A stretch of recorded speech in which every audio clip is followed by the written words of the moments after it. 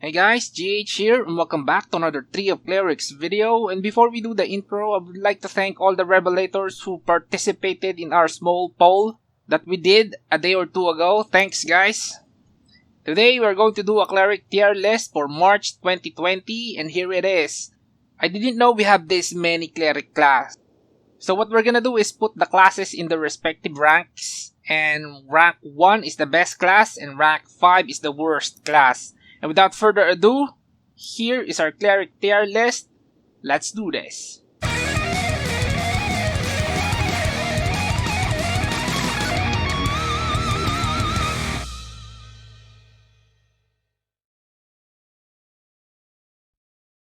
Before we jump right in, I would like to reiterate that this video is for March 2020 and any changes in the list will be in the description. First class that we have is Chaplain. Now this one is a class that specializes in increasing basic attack damage, and since basic attack at the moment is not great, I think we should put this in rank 5. And yeah, don't worry about basic attack classes right now because there will be an update that will make AA builds, basic attack builds, fun again. I don't want to say anything for now because someone in IMC might fart and decided to keep AA builds in the trash can. So yeah.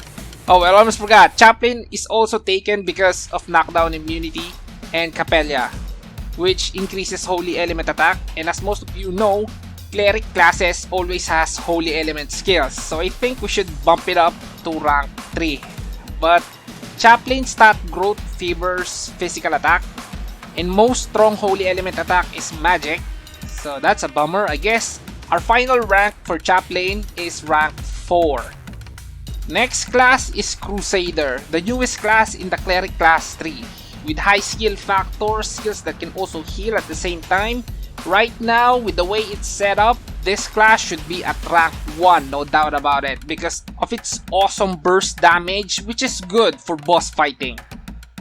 Coming up next is Diev. Honestly, last time I used Diev was about 5 months ago, and I checked the changes.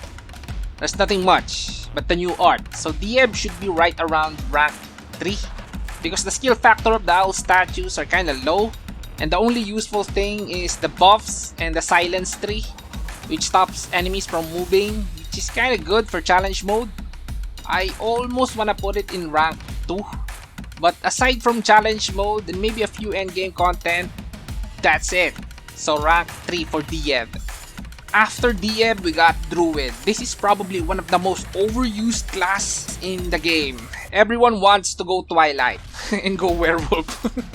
For a good reason, aside from Twilight. With the way the class is, it's good for healing, damaging, and buffing. What more can you ask for?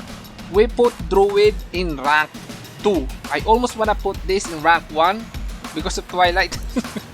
Oh my god, I'm gonna get so much hate from Druid fanboys. RIP. Next class is Exorcist. This used to be the go-to class for DPS, and it still is. But it's not as valued now. But it's still very good, especially in some instances with holy element monsters like Skiaclips. Plus, this is one of the few Cleric class out there that can protect you from instant death. And because of that, we put Exorcist in rank 2. Now that's Exorcisto. Now we have Inquisitor. This is the best physical attacker in the Cleric class 3. This class amplifies the physical damage of every classes that relies on physical skills, thanks to Breaking Wheel. We put Inquisitor in rank 1. I think it's a bit of an exaggeration. It should be in rank 2, but this is the main class you take if you choose the physical attack route, so rank 1 for Inquisitor. Crusader for magic and Inquisitor for physical. The next class that we have is Kabbalist. This is mainly a buffer support class. There's nothing much to say. Probably the art, which can make you immune to damage while riding Merkaba, and that's about it. For what it can do, this class should be in rank 3. A decent healer and support class. Next one is Crevice. This is a buffer debuffer class which is decent if only Pardoner can craft 2 of its best skills. Anyway, for what it is, it's awesome to have in a party, but there are classes in the Cleric class 3 that is just better.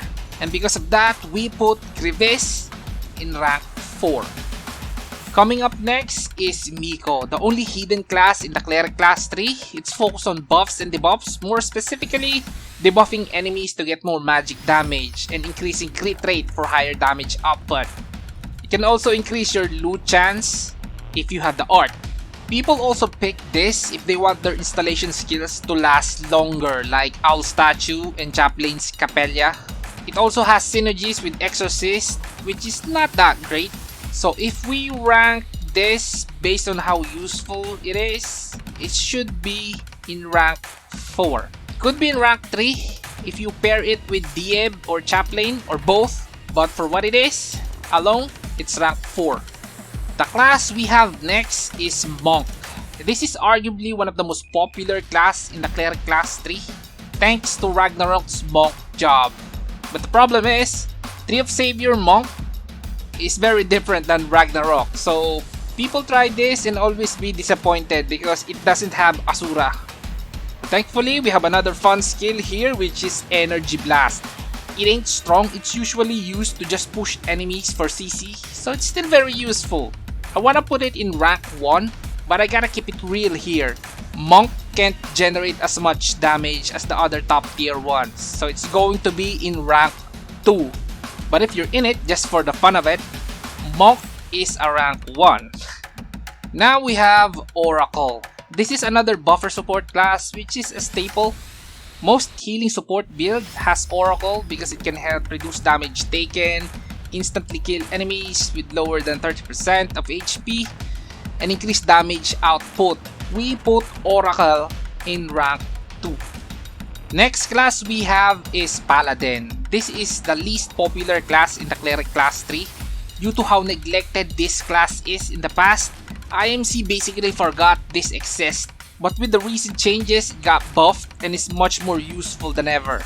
If you want more survivability, more physical attacks, and passive healing, this is the class to pick. We put Paladin in rank 2, especially if you're pairing it with Inquisitor. If not, this could be rank 3, but I'm putting it in rank 2 so that new players will pick it even more, because survivability, more HP is vital in surviving endgame content, and that's what they need most. Next one we have is Pardoner. This is the buffer shop. This is where you buy buffs, and unbeknownst to people, this class right here is also decent for healing. And recently I've been seeing more and more healer build preferring this than the other healer classes. And in terms of its overall usefulness, we put Pardoner in rank 2. It's not just a class you can use for selling buffs, you can also use this to heal. Entering our tier list is Plague Doctor. This is a very versatile class, which can do decent damage, healing, and awesome buffs. This is another class that I've been seeing a lot lately, possibly because of the art, which enhances healing factor. Based on how useful it is in a party, we're putting Plague Doctor in rank 2. Next class we're gonna put in our tier list is the Undying Priest. This is the main class for healers. If you don't have a priest, you will receive some doubts from people. Even though you can clearly heal without a priest, people always prefer having a priest as the healer. And it's not just the heal. The buffs are very good too, plus revive can help you prevent being incapable of combat, and it's also an iframe. In terms of how good the class is, even alone, we put it in rank 1. If you plan on healing, make sure to take this. Second to the last class is Sadhu. Like Paladin, this used to be ignored heavily by the devs, and no one wants to take it because it's just so gimmicky. But now, with the recent changes, Sadhu is no longer sad because the devs turned Sadhu into a burst damage boss fighting class. It's also good for mobbing, so it's looking good for Sadhu. It's now very viable. We will put Sadhu in rank 2. Okay, now for the last class, we have Zealot. This is the Fanaticism class. You pick this because of its ability to increase overall damage. That's it. Most of its other skills are so disappointing, and because of that, we put Zealot in rank 3. It's still very usable, but there's just way too many mediocre skills that go along with it. So rank 3 for Zealot. Ugh, we didn't even use rank 5, but to be honest, I really wanna put Chaplain in 5. But Capella is just decent enough to pull it in rank 4. And that's it, guys. That's GH Cleric tier list for March 2020. What about you? Show us in the comment section down below your top 5 Cleric classes so we can all have a fun conversation. And if you like the video, hit the like button, share so we can grow, and subscribe to be part of the Gaming Hardcore family. And as always, this is Gaming Hardcore. See you in the next one.